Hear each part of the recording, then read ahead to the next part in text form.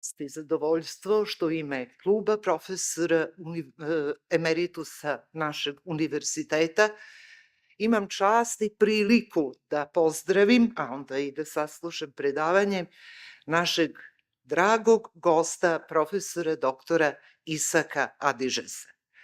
Čini mi se da samo ime Adižes, koje odzvanja već jako dugo svetskim prostorima, puno znači u onome što je začetak i današnji menadžment. I zato ćemo imati priliku da čujemo iz, što kaže, na osnovu predavanja, kroz predavanje osnivača instituta Adižes, mnogo toga o savremenom menadžmentu. Ja bih zamolila profesora emeritusa doktora Iliju Ćosića da kratko samo kaže podatke o našem dragom predavaču. Hvala što ste došli i o predavanju koje će danas održati.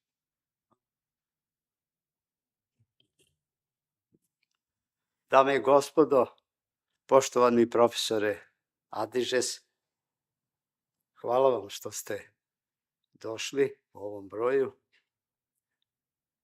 Mi organizujemo u okviru kluba profesora emeritusa razne tribine, imamo razne teme iz različitih oblasti nauke, umetnosti i tako dalje.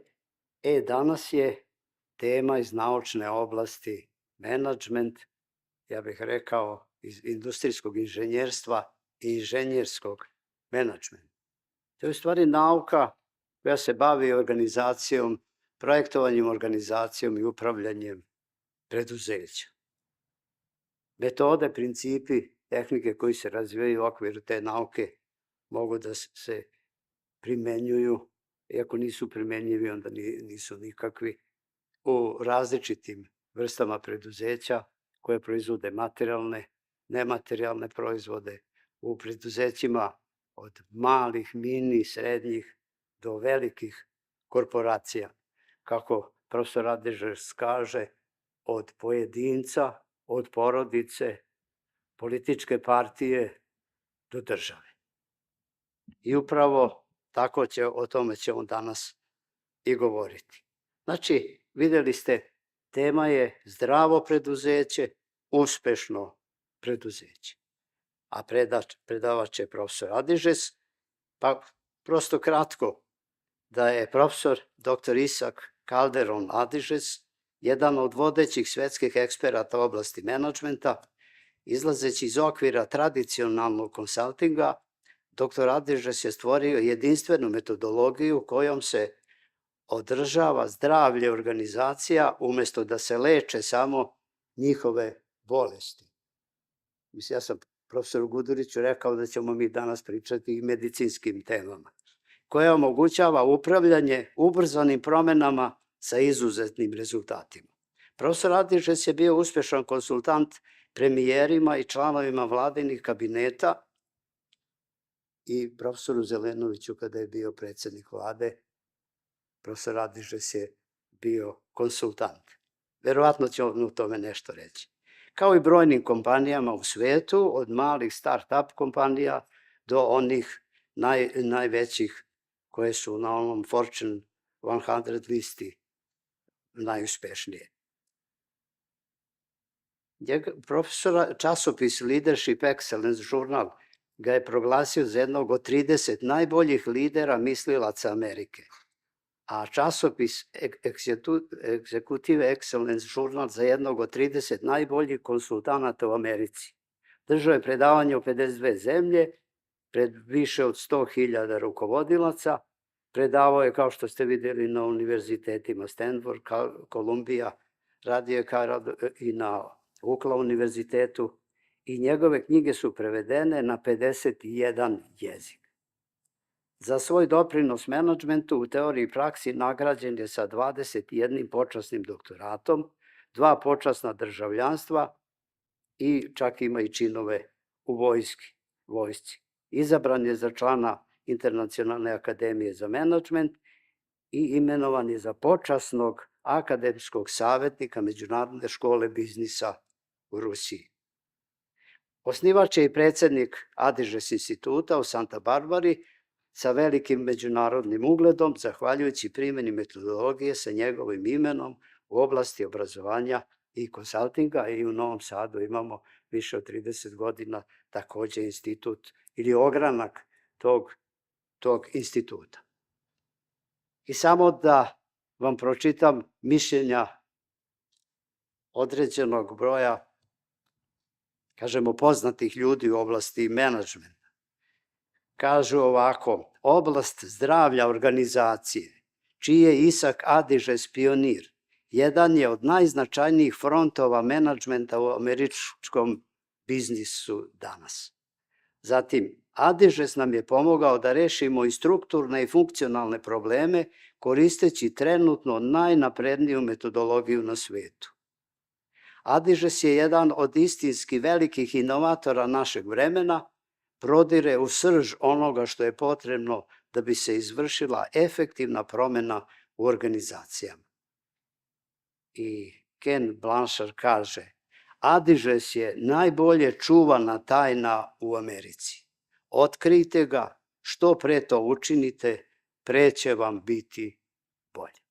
Evo pa, mi smo profesora Adižesa davno otkrili i pokušali smo da nam bude bolje, ali ponovo ga otkrivamo da nam bude bolje. Profesore, izvolite.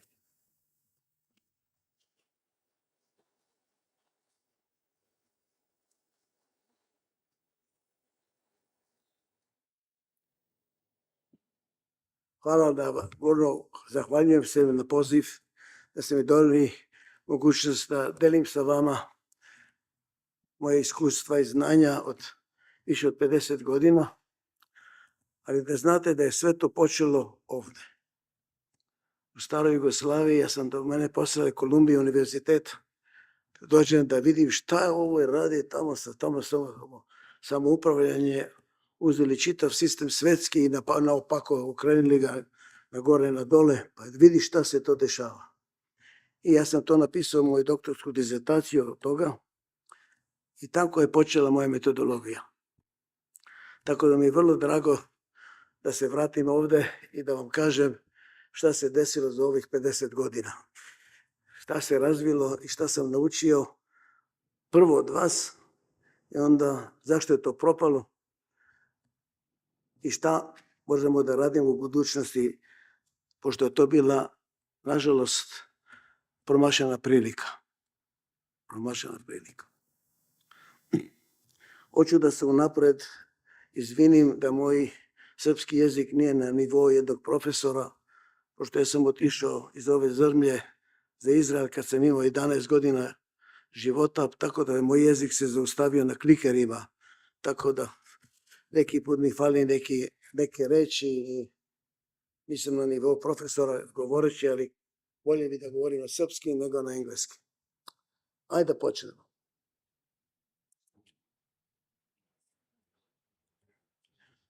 Šta znači voditi preduzeće? Šta znači voditi državu? Šta znači voditi porodicu? Šta to znači? Svi hoćemo da budemo uspešni. Je li tako? A šta je uspeh? Ekonomska teorija kaže ako si Friedman, pratiš Friedmana, to treba da bude koliko je vrednost preduzeća, koliko profita je napravio i to ti je cilj. Ali to više ne štima više. Pošto ako jure pare, onda mnoga preduzeća prave rđavo za državu, za narod, pa to sada govori se da odgovornost prema državi, da budeš odgovoran prema narodu. Kako se to meri sada? Ajde vidimo. Tako da svi tražimo šta znači biti uspešan, šta je uspeh, u čemu je uspeh. Ja sam to naučio od moje majke, koja ima samo 4 razreda osnovne škole. Tako sam ja naučio da možeš da naučiš od svakoga, ne baš od profesora. Ja sam uvek dolazio kod nje da je kažem, da se dičim, da sam napišao još jednu knjigu, pa još jedan honorarni doktorat, pa još ovo, pa još ono. Gleda me moja majka, uzela moju ruku, njenu ruku, tapša me ovako, kaže, dobro sine, ali kako ti je zdravlje? Čekaj bre. Tada sam bio još mlad, pa eto. Najvažnije stvari u svetu, nisam dao uopšte, kažem dobro majka, zdravlje je dobro, nisam joj dao važnost. Zašto? Najvažnije stvari u životu, najvažnije, znamo njenu vrednost, samo kad je nemamo. Kad imaš zdravlje, baš ne obraćaš pažnju. Dok ne ostariš pa kažeš, au majko, sad bi dao sve nazad samo da dobijem zdravlje nazad. Ne samo zdravlje. Ne znamo vrednost demokratije dok nismo u diktaturi.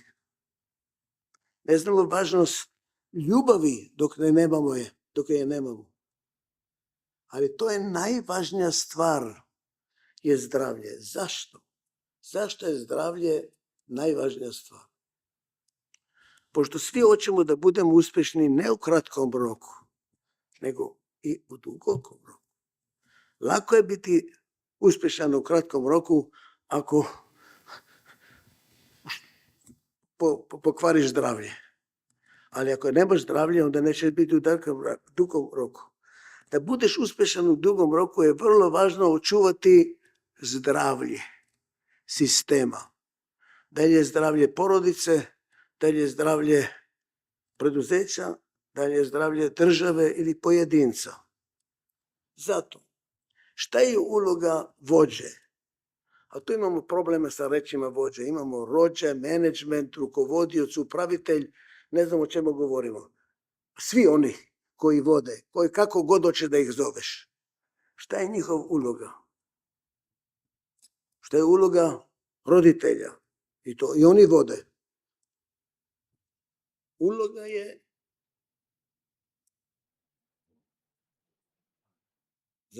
za dugoročni uspjeh. Gajiti i čuvati zdravlje sistema. To je. Čitava metodologija Adižes je kako ozdraviti preduzeće. Zato ja to zovem organizational therapy. To treba se raditi. Nije samo praviti terapije pojedinca ili porodice, treba se ozdraviti i preduzeće. A i čak i države. I na tome sam radio. Kako to?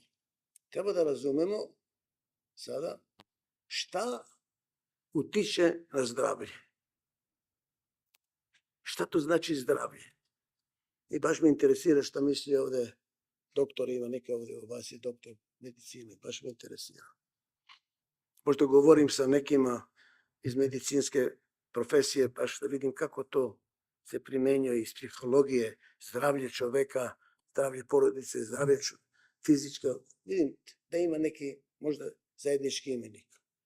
Šta utiče na zdravlje? Kako mogu vidjeti da li je zdravo ili nije zdravo? Ovako. To je 50 godina istraživanja. 50 godina da dođem do ovoga. To je razlika između spoljne integracije i unutrašnje dizintegracije. Šta je to? Da vidim. Šta je spoljna integracija? Da gledamo to na nivou preduzeća. Gledaš napolje šta su potrebe tržišta, šta traže ovi, šta radi takmičenje, gdje su mogućnosti i šta imamo, koje capability, koje znanja i mogućnosti imamo i kako to primeniti da služimo potražnja koje su na tržištu. To je to. Sva ova strategija koje pravimo, strategijske mišljenja u preduzeću, šta je to? Šta je marketing? Jedno te isto. Šta su potrebe, šta su mogućnosti, kako ujediniti oba dva, ti imaš produkt koji trebaš, na ceni koji trebaš i to da zaradiš. To je sve to. Integracija spoljna. A na nivou države isto tako. Se gleda, zove balance of trade.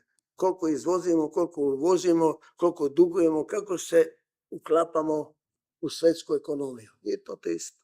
A na nivou čoveka gledaš kako ćeš razviti svoju karijeru, šta treba, gdje ću da uđem, šta ću da radim, šta mogu, šta znam i tako se ja uštimam jedno te isto. A šta je unutrašnja dezintegracija? Sve one svađe, sve one dezinformacije, sve one gubitak vremena koji ideš da opstaneš, kao što se kaže. Zašto to predviđa zdravlje i uspeh? Zdravlje kao uspeh.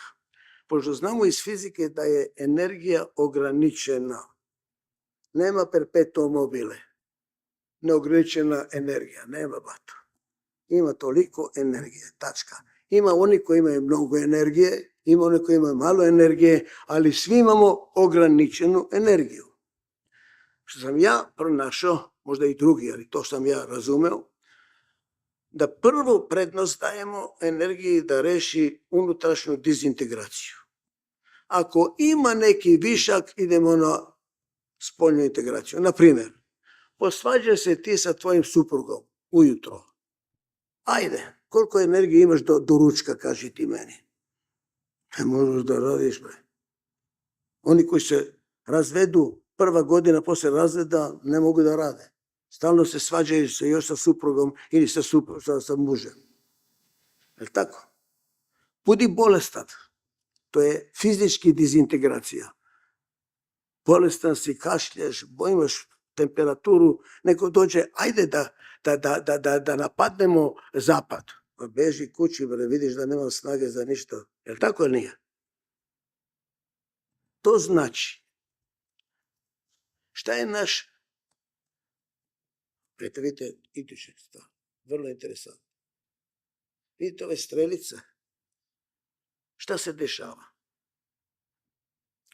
Da bi mi bili uspešni u spoljnoj integraciji, treba stalno da se menjamo, pošto se menja tržište.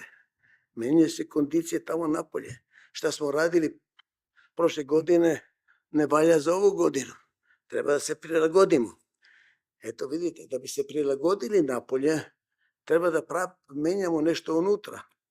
Tako, da bi se prilagodili za napolje, treba da menjamo nešto unutra. A da menjamo nešto unutra dovode do dezintegracije. Zašto? Treba da govorimo prvo o preduzeću, onda ćemo govoriti ako hoćete porodici ili države, jedno te isto za mene. Svaki preduzeće je sistem. Čovek je sistem. Porodica je sistem. Država je sistem. Svaki sistem, by definition, ne znam kako se kaže to na srpski, ima subsisteme. Svaki subsistem ima subsubsisteme. Svaki sub ima sub, dok ne dođeš do nano tamo negde, da znam. Sve su to sistemi po sistemima po sistemima. Kada ima promene, a uvek ima promene, subsistemi se ne menjaju istom brzinom.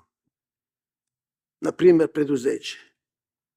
Marketing se menja na brzinu, nema problema. Ajde menjamo ovu cenu, menjamo kako ćemo promovirati, ajde promenimo ovo, ono. Ajde, na papiru. Koliko vremena uzme da promeniš moć prodavača, da ih naučiš novo, da im daš nove materijale, pa ovo, ono. Uzima malo više vremena, tako? A koliko dugo uzme da promeniš proizvodnju za nove produkte? Bato, to uzima vremena. A koliko vremena uzima da promeniš računovodstvo, kaži ti meni? You should live long enough, ili tako? To ti uzima doživotno dok promene sistem računovodstva, jao majko. Je li tako?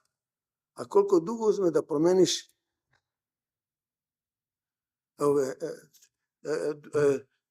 human resources, kulturu naroda, kulturu radnika i tako dalje. To uzima vremena.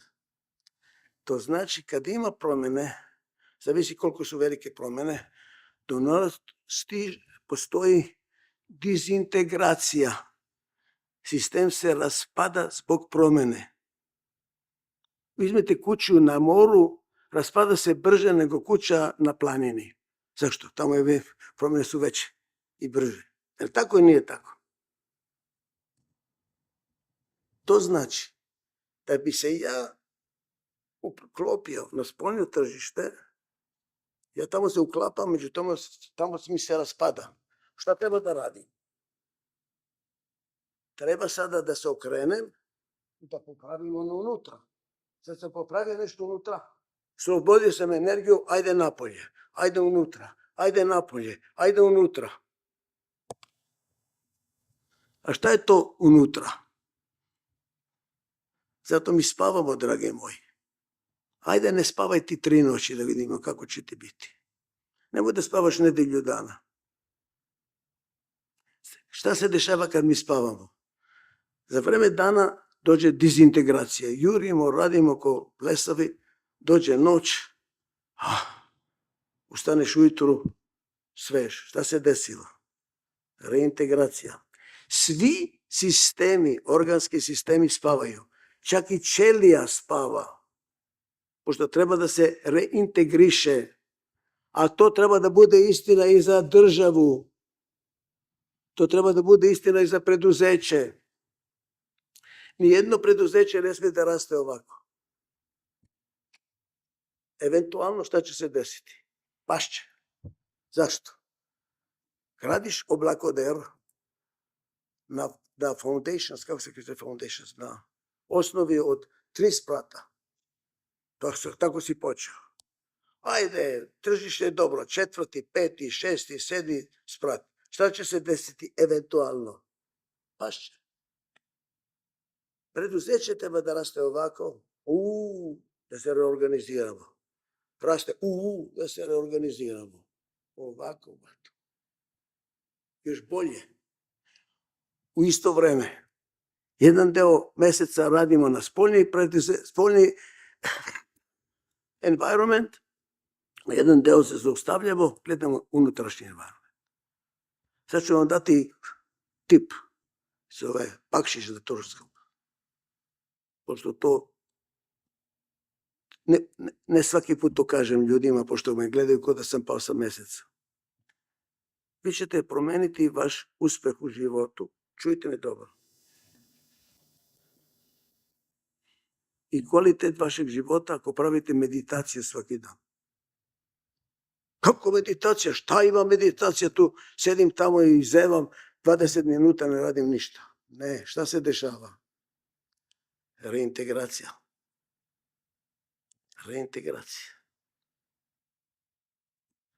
Trebaš da uzmeš odmor, da se reintegrišeš, proto svet juri blesavo napred i ne znaš gde ide vreme, ne znaš gde si, odakle dolaziš, kuda ideš. Stoj. Nađi se, produži. To znači, radiš na spoljne, radiš na interne. A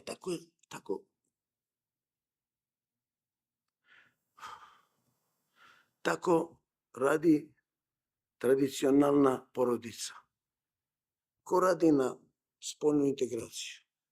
Muškarac. Ko radi da drži porodicu zajednički, decu, sve u redu, hrana, tako dalje. Žena. Tako je bilo. A šta se dešava sada? Sa novom,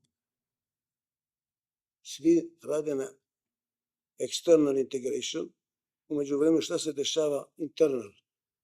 Ode porodica do đavola, zato ima velike razvode, brate. Niko ne radi na internal integration. Vidite to? Ajde dalje. Ajde razumemo ovo sad. Što dovodi do dizintegracije? Da bi razumeli, pa tako da bi to rešili. Da ne bude velika dizintegracija. Tako. Ima promene. Hvala Bogu, znamo to. Ništa novo. To je počelo sa Big Bang, kada je Bog Otac stvorio svet. Promene dovode do probleme. Zašto? Već smo govorili o tome. Promjena, subsistemi se ne menjaju na istom brzinom i to dovodi do problema. Da gledamo na nivo države. Tehnološki subsistem se menja ogromnom brzinom. Svaki put nešto novo, sada nova ova veštačka inteligencija, ne znaš šta se dešava, Bože. Brzo, tehnologija ide brzo, se razvija. A kojom brzinom se ekonomski sistem prilagođava novoj tehnologiji? Ima poteškoće. onda pravosuđe da se adaptira na ovim promjenama. Već imamo problema, ne znamo šta je pravo, šta nije pravo. Oni imaju poteškosti da se prilagođavaju. A društveno, mi još imamo sistem vrednosti od kamenog veka. A tehnologija može da nas ubije, pošto ima tehnologija je ogromna i vrlo moćna, a mi nemamo sistem vrednosti da se bavimo sa time. Što dolazi do raspada. Šta da radim? Pa dobro. Molim vas, šta treba da radimo?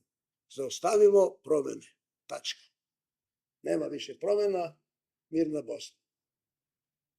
Pa to rade ovi muslimani, bre. Svi ovi fanatički, ne samo oni, i Jevreji isto tako, i hrišćani isto tako. Svi fanatički religije gledaju da zaustave promjene. I ima i političkih partija koji gledaju da zaustavljaju promjene. Polako, nemoj zaustaviti. Jer možeš da zaustaviš promjene. Niko nije uspio. Možeš zaustaviti sam sebe. Sediš na Himalaju, neki pećini tamo i praviš meditaciju 24 sata na dan. Nema promjene. Ali ti možeš da se ustaviš, a ne možeš da ustaviš državu, bre. Možemo da zaustavimo državu, kao ovi tamo i Iranu tamo. Ali ne možeš da ustaviš svet. To znači, to nije rešenje. Nije rešenje. Onda šta da radimo, bre? Šta da radimo? Ako, to je, vidite, svi problemi proizlaze od dezintegracije. Dezintegracija zbog promjene. I što su brže promjene, brže su dezintegracija, brže dolaze problemi. Ogromno, ako živiš u državi koja je vrlo aktivna, problemi dolaze svake 2 sata. Zato ljudi bežu u neko selo tamo da se smire. Šta da radimo? Ne možemo da zaustavimo promjene. A onda šta treba da radimo? Eto šta treba da radimo. Periodic reintegration.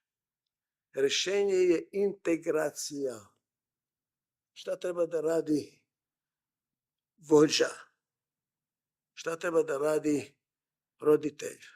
Šta treba da radi upravitelj? Stalno gledati šta se raspada, kako reintegrisati. Šta se raspada, kako reintegrisati. Me čujete? To je najvažnija uloga. Najvažnija da bi organizacija bila zdrava. Pošto vidite, zdravlje je integracija. Bolest je dezintegracija. Šta ja znam, srce ne radi više sa ostalim telom, ovaj ne kooperira, ode voz. Zato, ne znam na srpski, a na engleski, kada neko te impresionira, kažeš, this guy has it all together. Tako? A kad neko, vidiš, kažeš, this guy is falling apart. Vidite? Znači, dezintegracija je znak bolesti, integracija je znak zdravlja. U našem ličnom životu integrišeš duševno, društveno, fizički, sve zajedno. Ako si jak. Čim se raspadaš, to ne radi više tako. Gubiš vreme da tražiš kuda i šta ćeš. A da to radiš, šta treba da radiš? Da li se to zove management, da se zove parenting, da se to zove governing, da se to zove leading, za mene jedno te isto. Šta treba da radiš? Treba da odlučiš šta da radiš. Mora da odlučiš. Ima ljudi koji ne mogu da odluče. Nemam informaciju, ne mogu da odluče. Čuj, bato, ti si baš odlučio da ne odlučiš. To je bila odluka. Odlučio si da ne odlučiš, a to može biti najgora odluka. Na engleski. Even if you're on the right road, čak ako si na pravom drumu, ako se ne mrdneš, doći će neki kamion pa će te zgaziti, dragi moj. Ti se ne menjaš, ali umeđu vremenu svet se menja. Uhvatit će te. Sooner or later. Mora da odlučiš. Može da bude odluka, neću da radim ništa, ali to je odluka ne da neću da odlučim. Odlučio sam da neću da radim nešto. Dobro, conscious, znači svesno odlučuješ. Ali to nije dosta. Pogledajte mene, ja sam već odlučio da pravim dijetu 1000 puta. Odlučio sam. Šta se desilo? Nije dosta. Šta treba još? Zdrava organizacija je efektivna i efikasna. Postiže svoje ciljeve bez gubiti energije i trošenje energije. Na najefikasniji mogući sistem. Tako. Na kratkom roku i na dugom roku. Ako ja imam organizaciju koja postiže svoje ciljeve bez trošenja energije, bez trošenja, efikasna, sada i u budućnosti, šta treba više? Mila majka. Što sam ja pronašao, to je topa, 50 godina rada, ali to baš ovde, u samoupravljačkom sistemu sam to pronašao. Da ima 4, ajde ih zovemo funkcije, ili lakše da ih vidimo kao 4 vitamina. Vitamin P pravi organizaciju da bude funkcionalna, to znači radi šta treba da radi, ne radi nešto drugo. I to je pravi da bude efektivna na kratkom roku. Vitamina A radi da sistem bude organizovan, nema potrošnje, nema da se vrtiš oko sebe, ideš najkraćim putem gde treba da stigneš, pravi da sistem bude efikasan.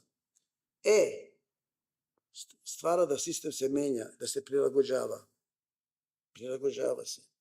To je vrlo interesantno za medicinu. I to pravi da ako se prilagođava, dobro, onda će biti efektivan na dugom roku. I vodi da se integriše, i ako se integriše, onda je efikasna na dugom roku. Sad vidite nešto vrlo interesantno. Eto, to su reči koje možete razumeti odakle dolaze ove P, A, E, I. Svi 4 su potrebni da organizacija bude, da sistem, da li govorimo o porodici, da li govorimo o preduzeću ili o državi. Svi 4 su potrebni da bi bio sistem zdrav. U modernoj porodici ko pravi A? Ako si bogat, uzmeš služaku, ona radi A. I trebamo i psihologa da nas ujedini, posle se svađamo. To se zove Extended Modern Family. Psiholog pravi I, služavka pravi A ja i ti pravimo PE. Svaki ima svoju karijeru, idemo dalje. To može biti. Hajde vidimo dalje. Zašto mnoge države imaju velike poteškoće da se razviju? Pošto nisu prošli kroz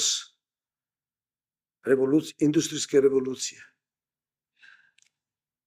Oni su bili poljoprivreda,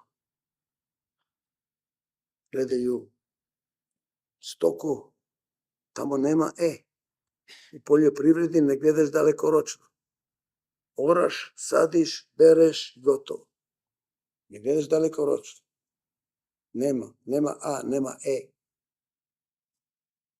Gde se rodi A? A se rodi kada je došla industrijska revolucija. A sad treba da planiramo, treba da planiramo budžet, da gledamo šta, ko, kad, tako, to je A. Se rodila A, se A rodi. A ove države nisu razvili A. Nemaju E, pošto poljoprivreda isto ne gleda dugoročno, gleda kratkoročno. Nemaju A, nemaju E. Ako radi A i E, dođu kolonijalisti, dovedu A i E i vode državu, dolazi iz Napolja. Zato kad ja savjetujem državama kao Meksiko, na primjer, ako vi ne razvijete A i E, ostaćete nerazvijena zemlja doživotno. Nema A i nema E u kulturi naroda. To se može vidjeti u svim državama koje su nerazvijene. Trebamo sve četiri. Ajde da vidimo. Političke nauke, na primjer. Šta je demokratija? 3 grane, je tako? Imaš izvršna grana, imaš ovo koje pravi, donese zakone i imaš ono pravosuđe, je tako? Šta je izvršna grana? P. Šta je pravosuđe? A. Šta pravi parlament? Nove zakone? E. Ko pravi I? Fali. Ko pravi I? Zavisi države. Ima države gde I je crkva, ima država gde je politika radila to, komunizam, sistem ideologije. Ko radi I? Zato u demokratiji imamo velike probleme. Fali I. Niko ne vodi to zajednički. Ne vodi to da se to ujedini. Sem ako je monarhija. U monarhiji ko pravi I? Kraljica. Ona je iznad svega toga. Vidiš? Imamo mi predsjednike države. To treba da bude I. Ali dolazi iz partije. Pošto dolazi iz političke partije, ona više nije I. Treba da bude, to je Aristo zvao filozof. Nije političan.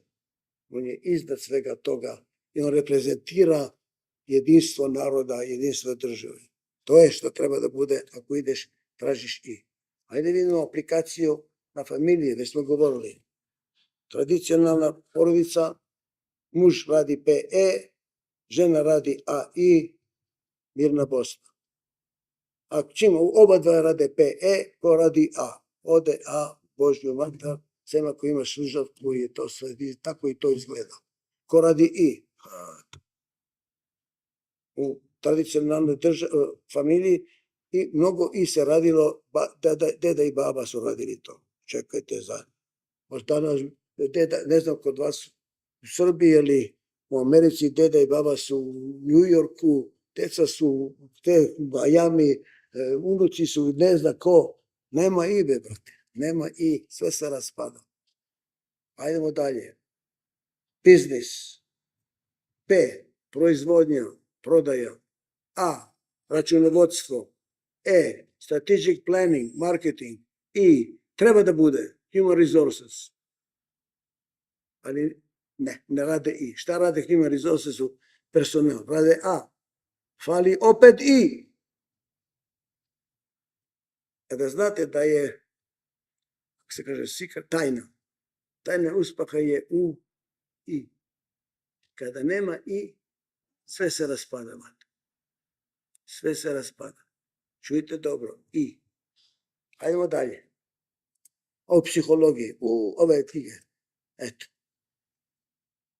Različite vitamini postoje u različitim ljudskim psihologije, stilovima. Neću da mnogo o tome imam, dosta knjiga možete čitati, eto vidite. Ako je neki sve najveće na P, mala A, E, I, on je producer, radi.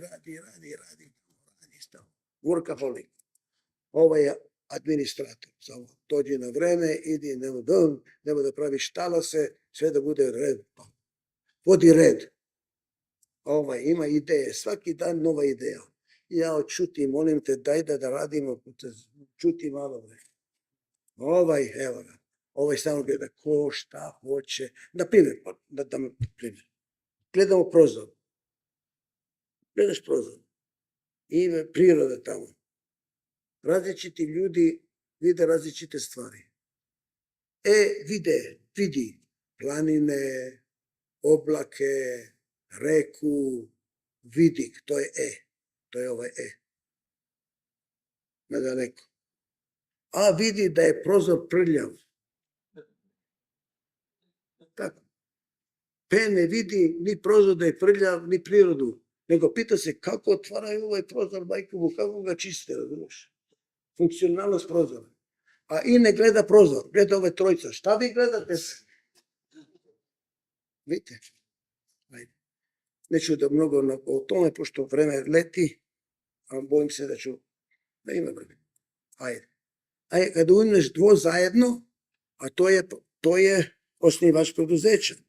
Ideja, ajde da je stvorimo. Ideja, ajde da je stvorimo. A pati od A, nema A. U mnogim tim preduzećima računovodstvo ga krade. Mnogo mi se dešava, ima te kompanije, on gradi, a gde su ti pare? Ne znam. Neko tamo švrlja, pošto nema A. Ne zna šta se dešava.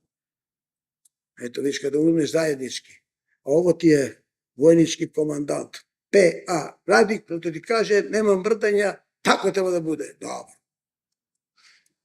Evo ga, EI, budućnost, zajedno, idemo napred, narode. Ovo ti je prodavač. Na kako te stvori ovako. Tako dalje. A evo vidite šta se dešava kada nemaš sve četiri vitamina. Jedino što njega interesira je P. Nema ni A, ni E, ni I, ništa. Radi dan i noć. To je jedino što radi. Ne zna ništa drugo da radi. To je onaj koji dođe rano na posao, kada napušta. I kad se ne zna, radi 24 sata dnevno, samo radi. To ti je birokrat. Ne interesira šta se radi. Interesira da ste došli na vreme i da ste otišli na vreme. Šta ste radili među vremenu, to me ne interesira. Da pratite red rada, to je. Samo A. A ja šutim, molim te, dosta bi je bilo, nećemo više ideja, tamo ima ideje. Samo ideje ima. Ovo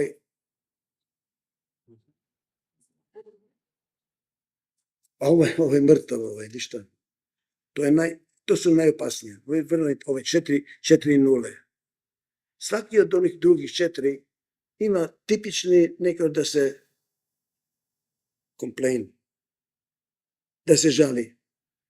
Pi kaže, imam dosta vremena, ima toliko mnogo posla, ne mogu da stignem sve. A kaže, neko je ovde nešto napravio ko nije trebalo da bude, ko što treba da bude. Kaže, imam jednu novu ideju, ne slušate me. Pa ne možemo da te slušamo, bre. Imaš previše mnogo ideja. I treba da radimo zajednički, ne razumemo se, ne se slažemo. A Deadwood, šta kažeš? Ima problema, šta kaže? Nema problema, sve je u redu. A ništa nije u redu, bat.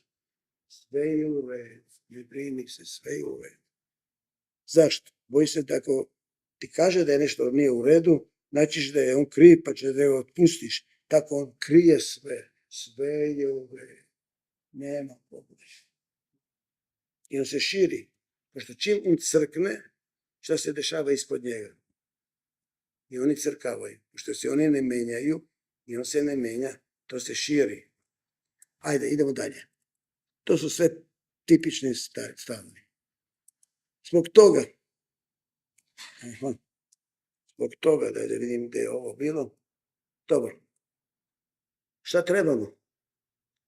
Trebamo vođa, upravljača, rukovodioca, kako god hoćete. Muža ili ženu, jedno isto. Koji je P, A, E, I. Sva 4. Super. Kako se vratim nazad? Kako da se vratim nazad? Dođe ovde. Tvoj kompjuter je drugačiji od mene. Vrati se jedan nazad. Da. Eto, trebamo svi 4. Jel postoji taj čovek? Ne postoji, dragi. Tu je greška od mnogih programa za obrazovanje upravljača, menadžera. Gledamo da stvaramo čoveka koji je sve. Ne može. Nema perfektnog muža. Nema perfektnog žene. Nema perfektno dete. Nema perfektni otac. Čak ni Bog otac nije perfektan, molim vas. Tono je onu poplavu 40 dana pobio, čitavu civilizaciju je pobio. I poslije 40 dana šta je kao za Bog otac? ovo neće uspjeti.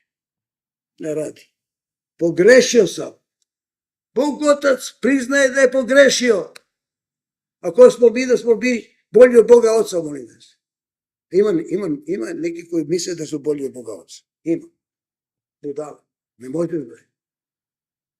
Treba da priznaš. Ima ograničenje šta možeš. Ne može sva 4. Pošto su oni u konfliktu. Ako radiš P, ne radiš E. Ako radiš E, ne radiš A. Ne. Oni su u konfliktu. Efektivnost i efikasnost su u konfliktu. Radiš više efektivnost, propada efikasnost. Radiš efikasnost, efektivnost ne radi. Zbog toga ne postoji perfektan menadžer, perfektan muž, perfektan žena. Ne postoji. Šta trebamo? Collaborative leadership. Teamwork, zajednički. Evo, ovi 4 ne rade. Ovi su 4, eto imaš PAI, ali svaki je slep. Ne može raditi sa drugima. Pošto je slep, šta oni rade? Ne može da se ujedine. Evo ti, ovo može. Ali tom previše mnogo, 4 je mnogo. Evo sada da bude sa 3, i to je mnogo. Evo normalno što se dešava. Evo ti. PE sa AI. To je tradicionalna porodica. O preduzeće. CEO, prezident je PE, a ima COO, neko je vodi unutra, koji radi AI. Vidite to. Tražimo collaborative leadership, teamwork. Eto, različite, neću učiti duboko, različite mogućnosti da se stvara. Evo, formula uspeha Adižes metodologije. Evo. Interesantno. Šta je to? Idete u koju god crkvu, molim vas. Koje god vere. Kod Jevreja nemaju ovo, ali imaju hamsa, to se zove hamsa. Žena nosi to kao nakit. Ili mete na ulazu kući, na vratima. Šta je to, bre? Šta to znači? Zašto sveci u crkvi stoje ovako? Čak i u Indiji, gledam je u Indiji, pa i oni tamo stoje ovako. Šta je ovo, bre? Moje objašnjenje. To je blagoslov. Budite različiti zajednici. Be different together. Da li je to porodica? Da li je to preduzeće? Da li je to država? Ovo je blagoslov. A na Srednjem istoku kad hoćeš da to curse, kako se kaže to curse? Curse. Kletvu. Kad hoćeš kletiti nekoga, radiš ovo njegovo lice. Ja. Šta to znači? Da ne budete zajedno. To je kletva. A ovo je da budete zajedno. Različiti. A ima oni koji kaže, treba da budemo zajedno, ali ne različiti, bre. Treba da budemo zajedno isti. Ako niste isti, Siberija. Ako niste isti, secem ti glavu. Znate o kome ja govorim, je tako? Treba da budemo svi isti. Šta se dešava tu? Nema promjene. Nema razvitka. Nema produženje uspeha. To je komunizam. To je fašizam.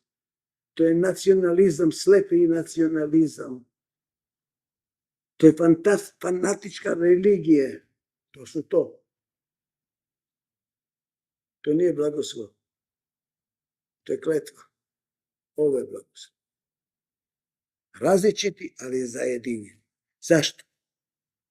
Kad smo različiti, zajedinjeni, šta će biti? Sinergija. 2 i 3 nije 5, je 6. Zašto? Ja učim od tebe, ti učiš od mene i stvaramo nešto novo koje nije postajalo pre. Ima sinergija. Ovdje nema sinergije. Ovo je džungl, ovo je pustinja. U pustinji sve je jedno te isto. A vidite džungl, pa to vrvi, bre. Puf. Ima. Učimo jedan od drugog. Zbog toga, šta je uloga vođe sistema? nije ovaj prst. Nije ovaj prst. Zato kad ja gledam sve ove kipove u istočnoj Europi, na svetu, sedi onaj vođa na kipu, skalpšu, na konju i sa rukom ovako. To je divno.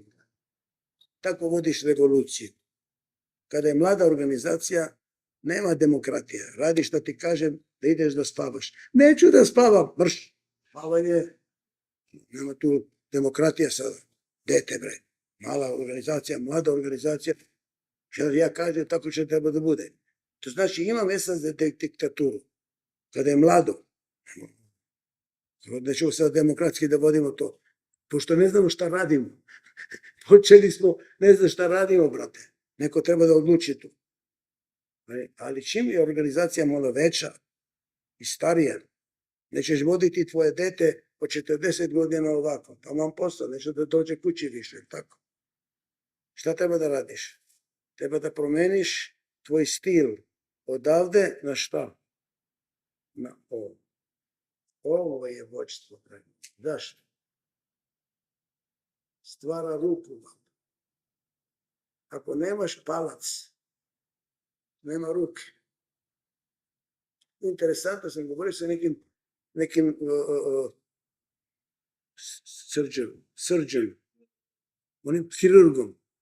Kaže, ako nemaš palac, mi lomimo jedan prst da postane palac. Da bi imao ruku, inače nećeš imati ruku. Uloga vođstva, uloga roditelja, uloga upravljača, jedno isto.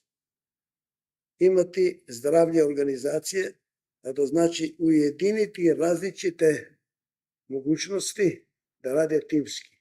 To je tvoja uloga. Ako ne znaš kako to raditi, možda ćeš imati uspeh u kratkom roku, ali ne u dugom roku.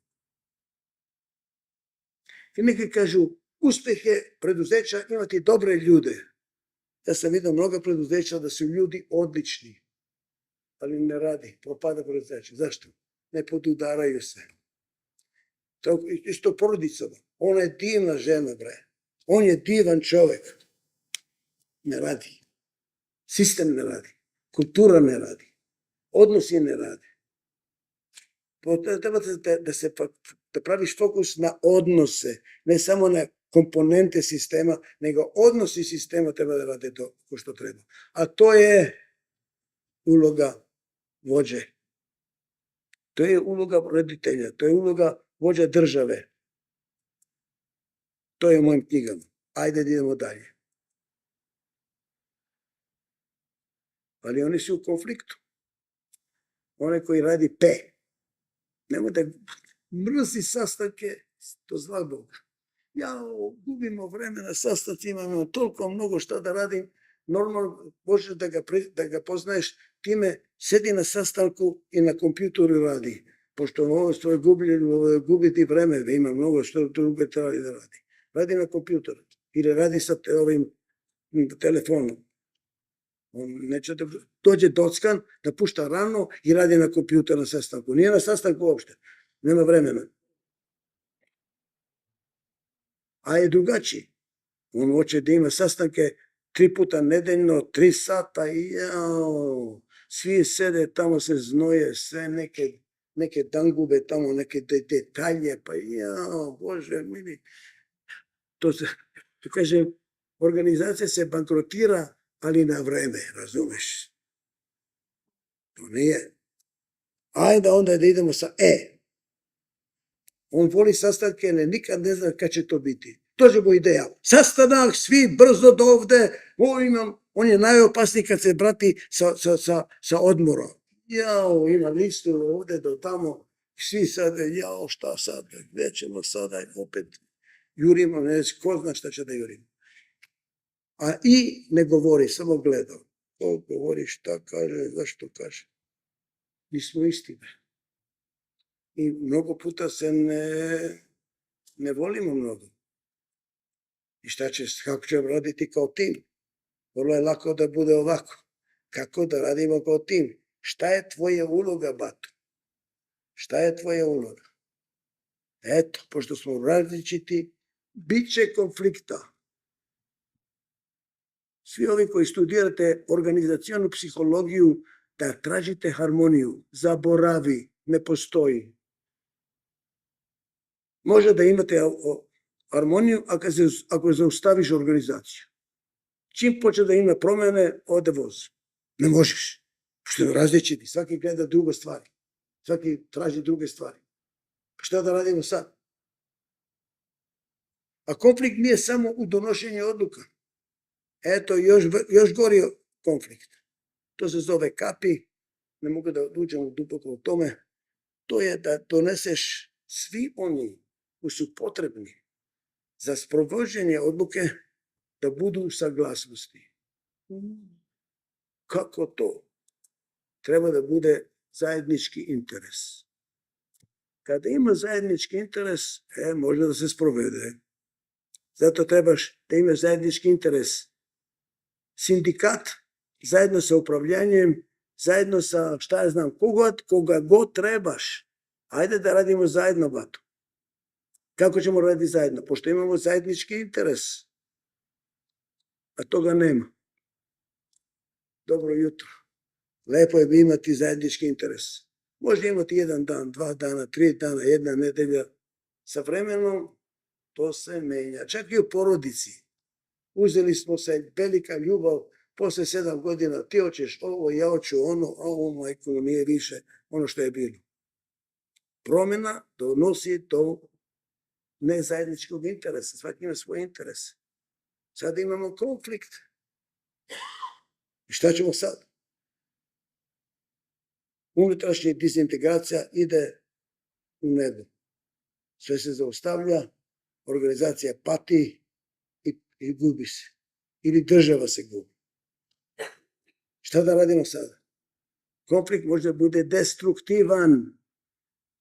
Mnoge porodice se razvedu, mnoge države se raspadnu. Dobro jutro, Jugoslavija. Mnoge ortaki se odvoje. Šta da radimo sad? Šta sad da radimo? Ne treba da bude destruktivno. Može biti konstruktivno. To je biznis metodologija. Kako? Ako ima simbergija, što je simbergija? To je reč koju sam ja stvorio, nova reč. Ako ima sinergija, ima simbiozis. Šta je sinergija? 2 i 3 je 6. Različiti smo, ali učimo jedan od drugoga i stvaramo nešto novo. Time što učimo jedan od drugoga, ko nije postajalo pre. Delimo znanja. Razumeš? A simbiozis je kada ja doprinesem sistemu, ti doprineseš sistemu i svi zarađujemo toga. Imamo neki dobitak od toga. Je tako? To je simbiozis. Ako ja mogu da stvorim organizaciju, kulturu, sinergije i simbiozis, rešio sam problem. Zato to zovem simbergija, pošto simbiozis je važniji nego sinergija. Zašto? Imaćeš sinergiju kada ima različitost stilova i znanja. Kada ima, sad čujte, to je najvažnije. Sve što sam kazao do sada ne važi ništa. Sada je najvažnije. Imaćete sinergiju i simbiozis, imaćete sinergiju kada ima, eto već sam već je se pojavilo, kada ima međusobno poštovanje. To je Immanuel Kant, filozof, kazao je, poštovanje je kada priznaješ da drugi ima right, pravo da bude drugačiji. Ne treba da budeš ko ja. Kad nema poštovanja, kada počneš da vičeš na drugoga, pa ti si idiot, bre. Šta kažeš to? Pa to ne valja. Zašto ne misliš ko ja mislim? To nije poštovanje. Poštovanje kažeš, zašto misliš tako drugačije? Šta ti znaš šta ja ne znam? Ajde kaži mi, objasni mi, možda ja grešim. Da mogu da naučim od tebe.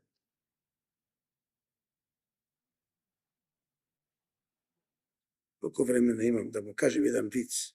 Može, ima vremena. Kako da objasnim to?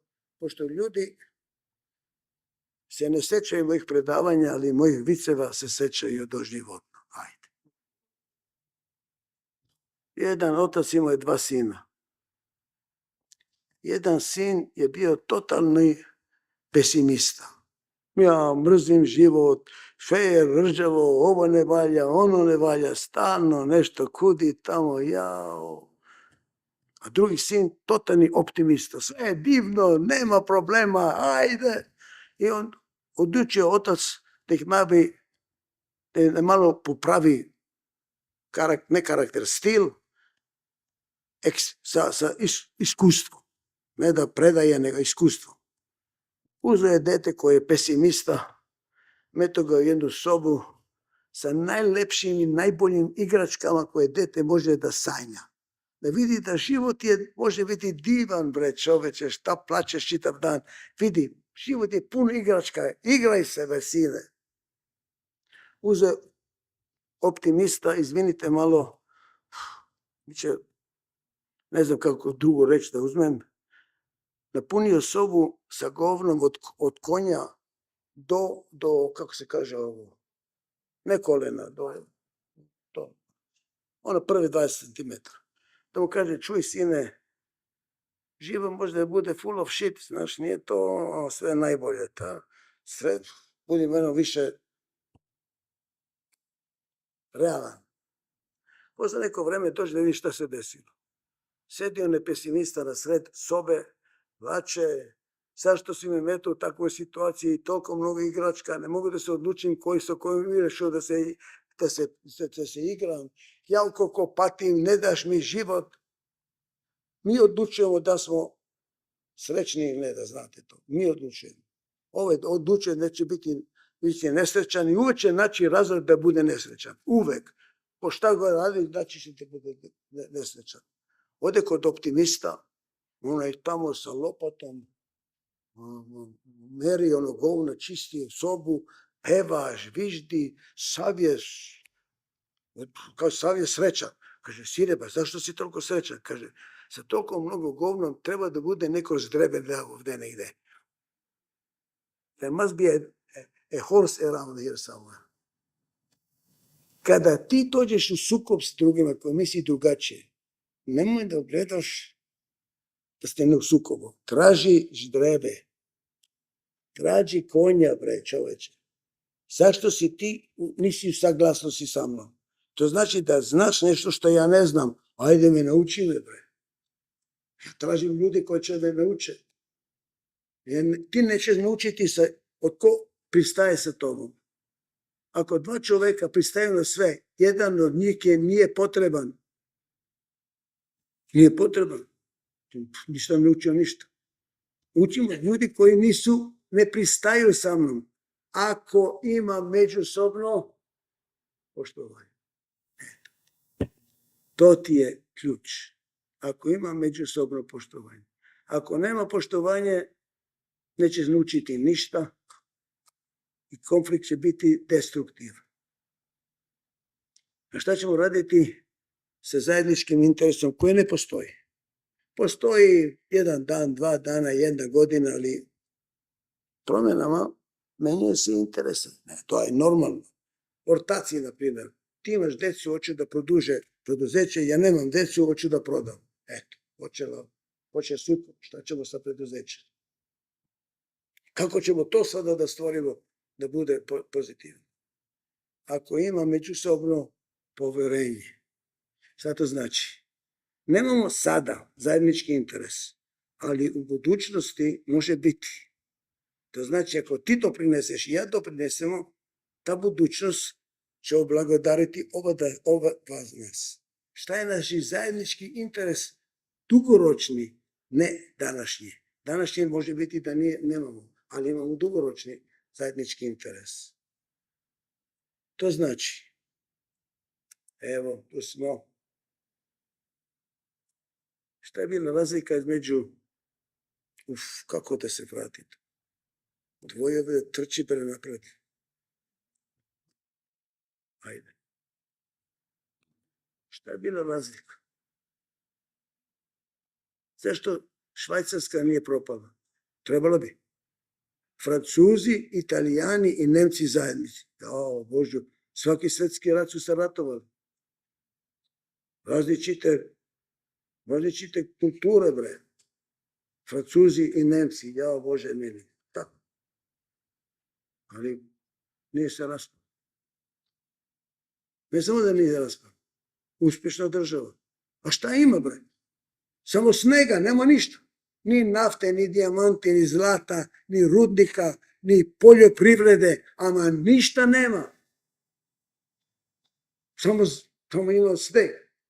Uspeh. Na Jugoslavija. Ja još danas plaćem. Ne znam. Ozbiljno. Mene intervjusali na slovenačkoj televiziji pred čitavom narodom. Pitao, dobar profesore, šta mi mislite o Jugoslaviji? I ja zaplako, bre. Ja. Kakva divna zemlja, bre. Različite. Šta je falilo da Švajcarska ima? Ajde, kažete vi meni. Međusobno poštovanje i poverenje. Eto ti. To ti objašnjava sve. Švajcarska ima, što je najvažnije, kulturu međusobnog poštovanja i poverenja. Zašto neće biti mir na Srednjem istoku? Ja idem sada za Izrael da vidim da mogu da doprinesem nešto, da donesem neki mir. Iako osjećam da će šanse biti 0.00001. Ali ipak da se ne osjećam krivim da nisam radio ništa. Tamo nema šta nema. Međusobno poštovanje i poverenje. Nema. Dok toga nema, neće biti mira. Tačka.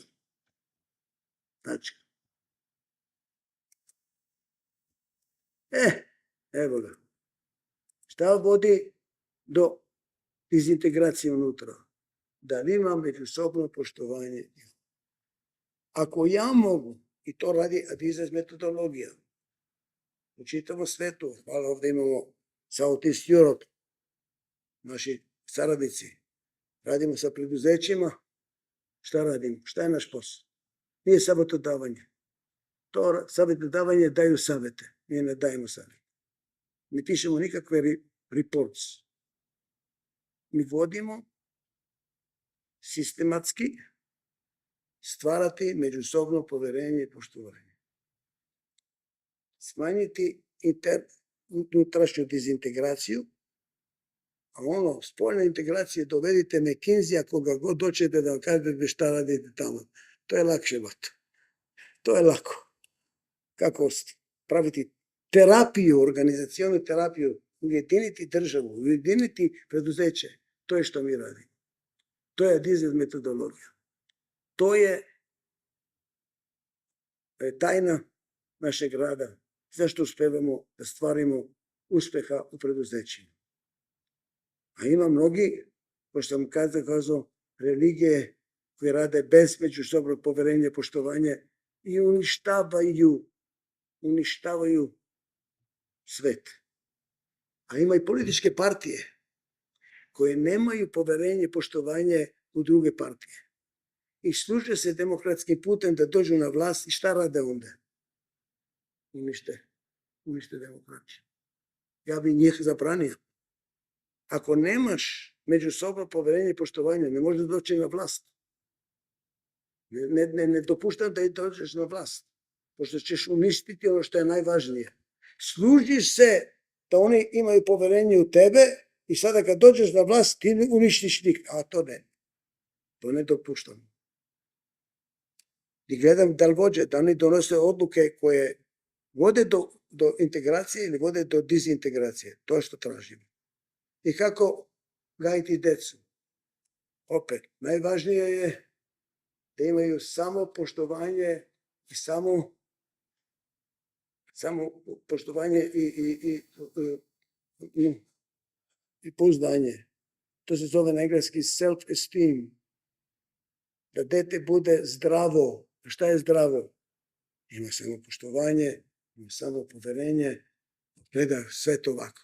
Kad nema poštovanje samo, nema samopouzdanje, oči su mu unutra, šta da radim, ne znam šta misle o meni, da radim to, ne vidi svet. Ne može da se uklopi.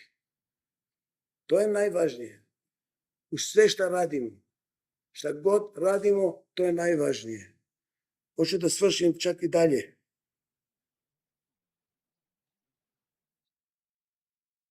Gledajte, sada, time se bavim sada. To vodim na najnovije, čemu se bavim? Glavom. Religijom.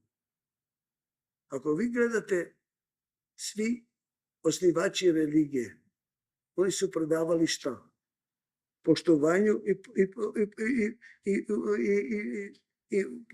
uverenju. Sve. Košar. Kako da jedeš košar? Kako tretiraš životinju prije da je ubiješ? Sa poštovanjem.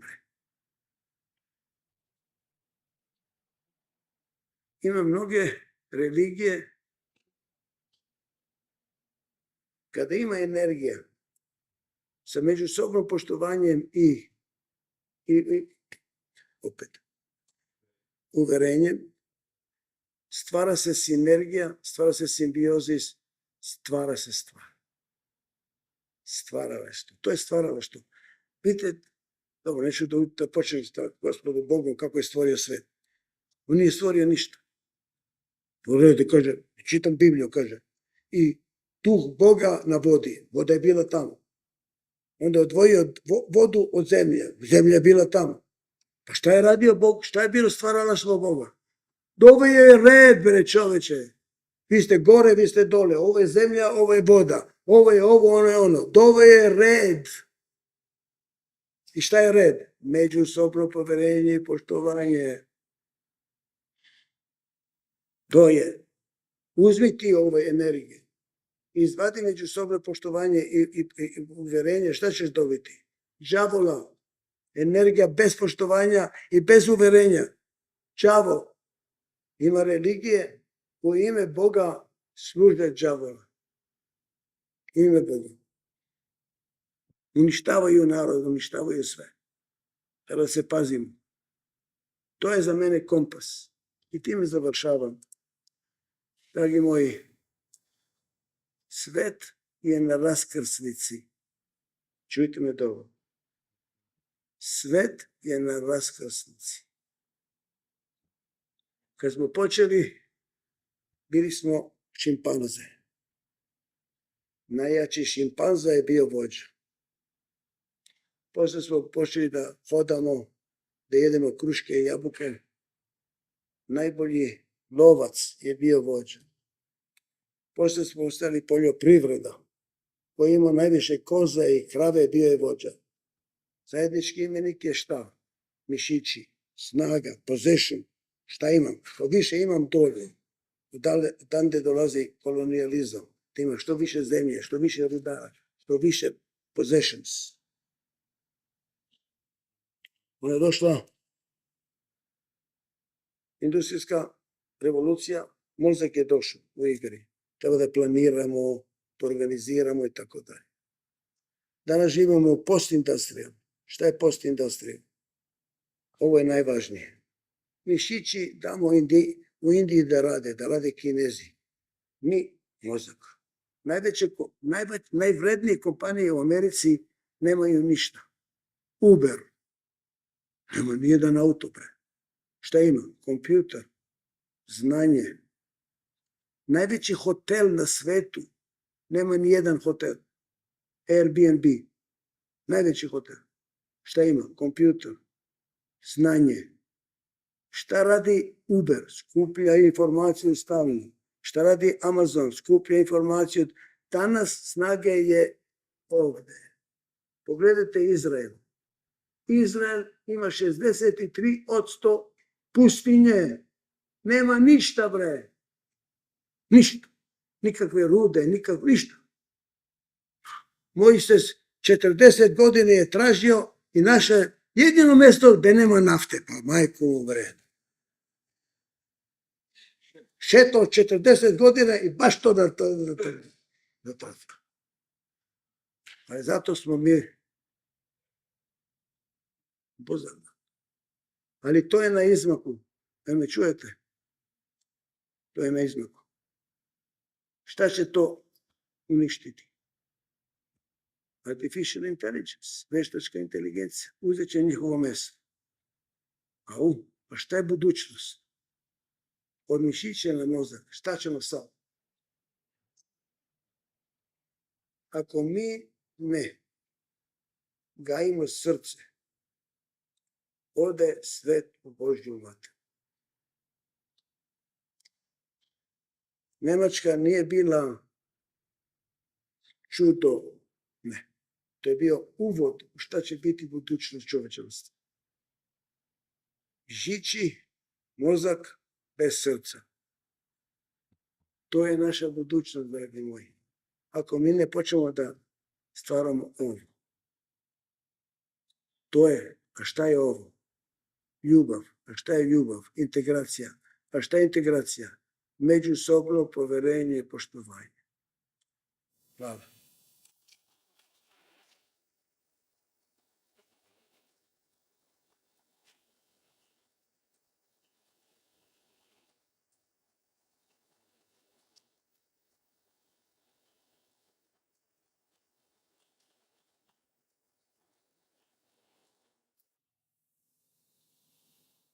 To nije pitanje, to je nešto dodaješ.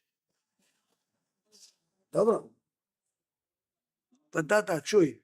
Ja to, vidiš šta je interesantno. Ja nisam našao ništa. Sve postoji. Ozbiljno. Ja predajem u Izraelu neki tamo religiozni, kaže pa to je u Bibliji, bre. Imaš sveštenika, imaš kralja, imaš proroka, se kaže, da, proroka. Prorok je je tako? Sveštenik gleda A, da ti ima da paziš prema to, tako. Kralj je P. Sve postoji. To znači, nisam pronašao ništa, ali ga razumem. Sada kad vidim da razumem o čemu se govori, to se ponavlja svugde. Ponavlja se stalno. Imaš pravo. To je vrlo interesantno. Da. Hvala ti. Monite. Samo da se predstavim da sam Nebojko Novković, profesor Vedobrine Benec, sam čast na vašem održavanjima prije otprilike pola veka. Se do 99. u Beogradu ste imali na Savac sedmično.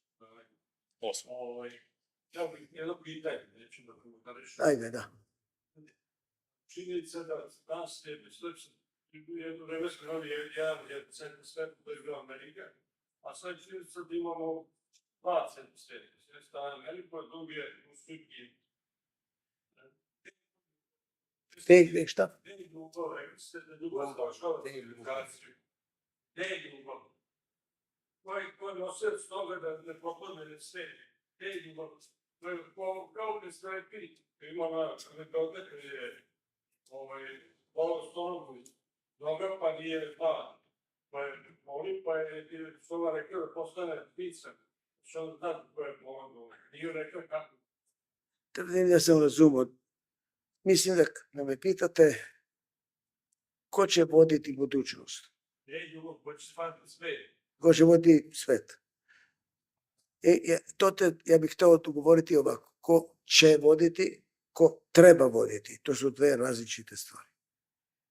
Po mom mišljenju, ko će voditi, to će biti Kina. Amerika je na padu. Na brzom padu. Bila je na najboljem nivou 50. godina poslije drugog svjetskog rata. Pošto čitav svet je bio u paramparčet, oni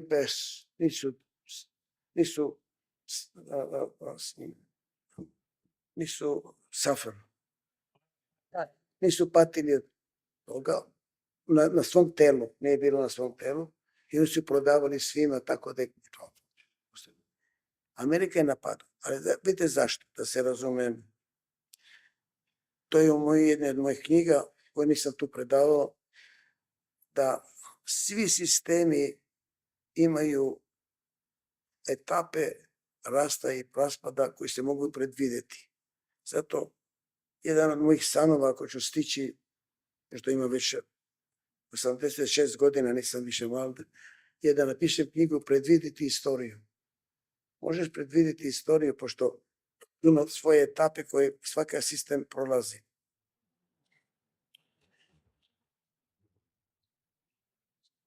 Kada raste sistem, ima mnogo ali A je manje više.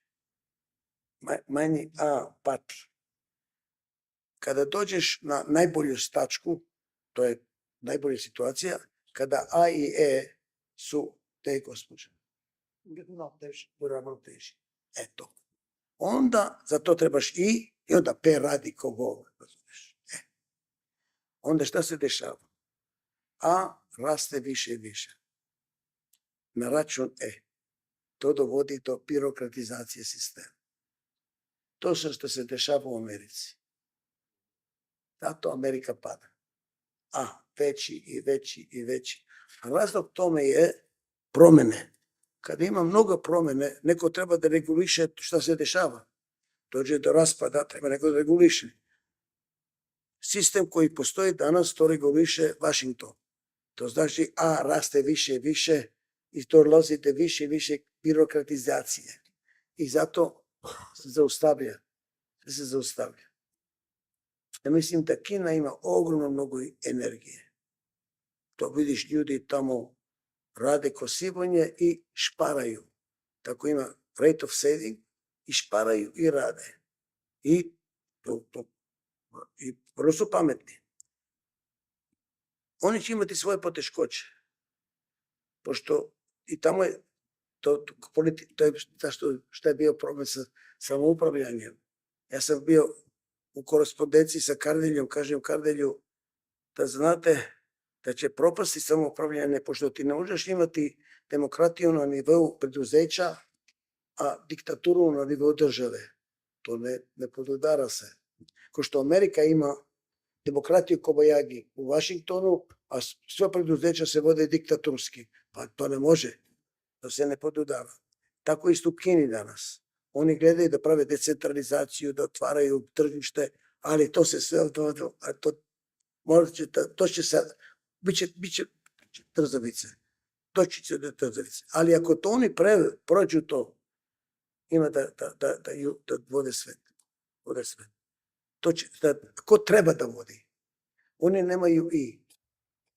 I gledajte, Kinezije nemaju i. Nemaju svoje religije. Nemaju. Za njih važno je moć i pare. To je njihova kultura. Ko ima i? To je Indija. Tamo polaze i sve ove yoga, pa meditacija, pa spiritualizam, pa ovo ono. Ali oni se svađaju među njima tako da ima disintegraciju unutrašnju, tako da oni neće pobediti. Ali tamo bi trebalo da dođe, razumiješ, spiritualizacija. Tamo treba dođe ono što trebamo, srce. Oni vode sa srcem, ali neće da pobediti. Zato moj odgovor vam je ko će, ko treba, Amerika ode voz.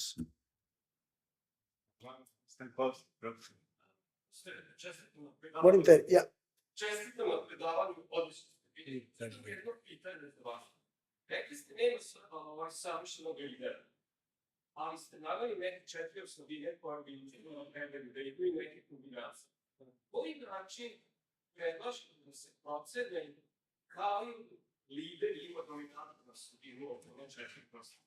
Da li mogu da merim da li je P, A, E, I? Ima sistem. Ali da vam kažem, godinama ja sam bio protiv da se meri. Imam ispite i kako se kaže, test i kažemo ti si P, ti si A, ti si E. Ja sam bio protiv toga 40 godina, na kraju sam kapitulirao, pošto ovi moji hoće da prave pare i da prodaju ove ispite. Da, pravite pare i ostavite na njima. Zašto sam ja protiv toga? Pošto ja sam protiv toga da metemo pečat čoveku, kaže ti si P. Neću. Zašto neću? Hoću ne da ti da dobiješ odgovor time da praviš neki ispit koji je neki pametni tamo stvorio. Gledaj kako ti utičeš na druge. Ti si to, kako da prebati to. Ti si ono što radiš na drugima. Znači na engleski. You are what you cause, how you behave with others. Ne, ja uzmem ovaj ispit i kažem ja sam P, a ne gledam šta radim sa ljudima. Vidi kako utičeš na ljude. Ja, na primjer, znam stil vođe, gledam oni koji mu rade za njega. Ako ima oni koji dođu rano, čekaju da mu kaže šta da radi, nemoj, svi su sluge, razumeš? On je P, on radi, a od drugi samo čekaju šta treba da radi nešto, čeka da radi. To znači, pazi kako se ponašaju oni koji vodiš. To si ti. Budi savestan tvog ponašanja. Kada uzimaš ispit, nisi savestan svog ponašanja. Ispit je kao da sam P. Šta mi pravi to? To mi nije važno da te klasificiram. Šta mi je važno je da paziš kako se ponašaš i kako utičeš na one sa kima radiš.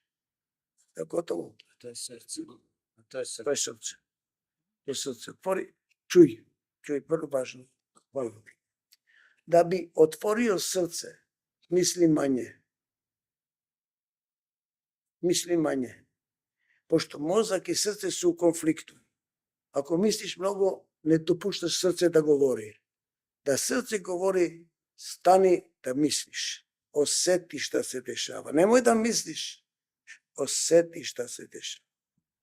Mi previše u našom vaspitanju dece dajemo previše važnosti mozgu, ne ništa srcu.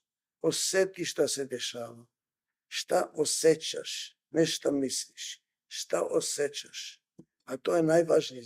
Mi od izraz metodologije, znaš, počinjemo sve sastanke, pitamo ljude kako se osjećaš. Kako se osjećaš? Nek šta misliš, kako se osjećaš. Treba da damo srcu da govori. Mi previše dajemo važnost mozgu, ne dosta srcu, a budućnost je u srcu, čujte me dobro. Dalje. Đorđe. Da. Ajde. Ali molim te glasnije.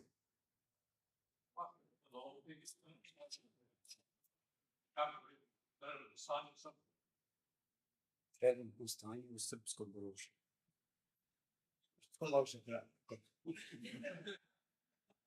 Podsjećaš me na jednog profesora koji je bio u Indiji i kad se vratio, posle 3 dana, bio 3 dana u Indiji, vratio se, napisao je knjigu. Indija juče, danas i sutra, razumiješ, neću ja to. Ne znam. To su mu zabranjena pitanja. Pa sam u klopku, pošto sestra mi je bila predsjednik Vrhovnog suda, stalno se svađamo, ja kažem ovako, kaže, nije tako, ja sam, šuti, idi dalje, ne znam, izvini, ajde.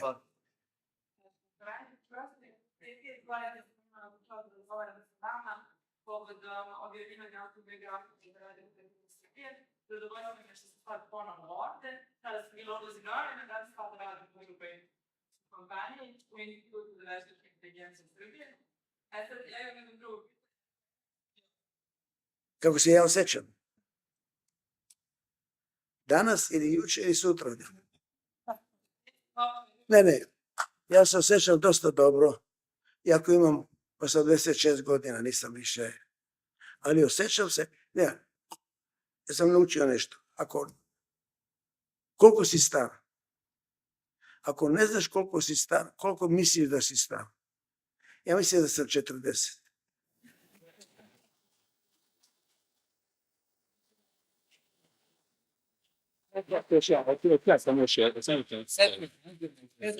Hoću samo nešto. Ja bih prvo da vam se zahvalim što ste došli u ime Adige Southeast Europe. Mi smo pre 30 godina napustili univerzitet i krenuli i napravili firmu. Novosadski univerzitet ima najviše sertifikovanih associate-a u Adiževom institutu. Jedno 10 ljudi je bilo sertifikovano, znači full time je bilo u tome, neki su odlazili, dolazili i to sve, ali eto, to je jedna onako interesantna stvar. FTN je još, onda od toga još jedno 6-7 od tih 10, ali u svakom slučaju, pošto ove godine slavimo 30 godina, ovo je bio neki naš mali doprinos, da kažem, onome odakle smo krenuli, i zbog toga je organizovana ova prezentacija gde se zahvaljujem naravno klubu profesora emeritusa i našim uvaženim domaćinima koji su to omogućili, ali to je neka naša želja da eto, znači iskoristimo šansu što je profesor tu, s druge strane univerzitetu odakle smo krenuli i to je to. Zeki, hoću da kažem ovde pred profesorima, dekanima i tako dalje, moj san, želja je da otvorite predmet ovde na univerzitetu da se predaje Adižes metodologija.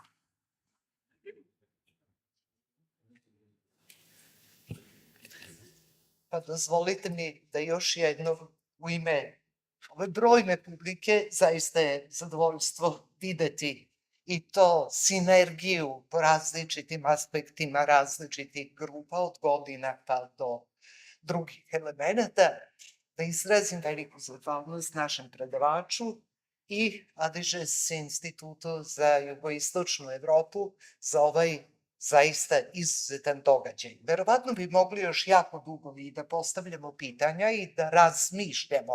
Čak i mi koji smo u drugim oblastima, pa nam se menadžment čini samo kao jedna alatka kojom treba nešto da postignemo, vidimo svu složenost tog razmišljanja i zato bih želela na kraju, evo, u ime nas svih, jednu zahvalnicu našem predavaču, zahvalnicu i pokazujem zato što razmišljajući o predavanju videla sam tu 4 elementa koji su u sinergiji, zahvalnica kome našem izvanrednom predavaču Isaku Adižesu, od koga?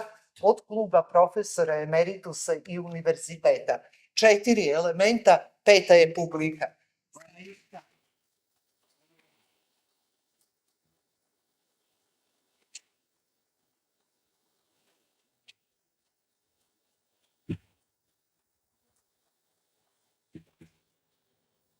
Nadam se da ćemo imati i dalje priliku da sarađujemo. Zaista velika hvala.